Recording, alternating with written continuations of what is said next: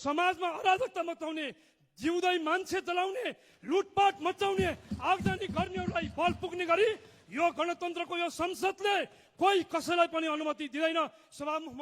संसदमा सभामुखको अनुमतिले बोल्दै गरेका कोही सदस्यलाई त्यस प्रकारले डिस्टर्ब गर्ने अधिकार यो नियमले कहाँबाट दिएको छ? संविधानका विरुद्धमा संसदले पारित गरेको नियमहरूको विरुद्धमा जाने छुट छैन।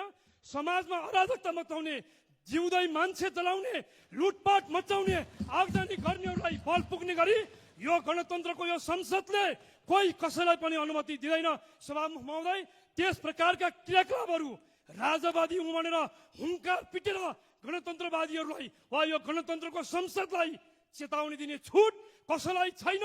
सभामुख महोदय, त्यस प्रकारको पक्षपोषण कहीँ कतिबाट हुन्छ भने त्यसको खिलाफमा हामी उभिन्छौँ। त्यसकारण यो संसद नियमावली संविधान बमोजिम अगाडि बढियोस्, यसको लागि गम्भीरताका साथ ध्यान आकर्षण गराउँदै निज मान्य सदस्यले जुन ढङ्गले समयमा बोल्नुभयो यी विषयहरू आपत्तिजनक छन्, खेदजनक छन्, तिनलाई खारेज गरियोस् माग गर्न चाहन्छु। धन्यवाद। रेकर्डबाट यसलाई हटाइयोस् माग गर्छु।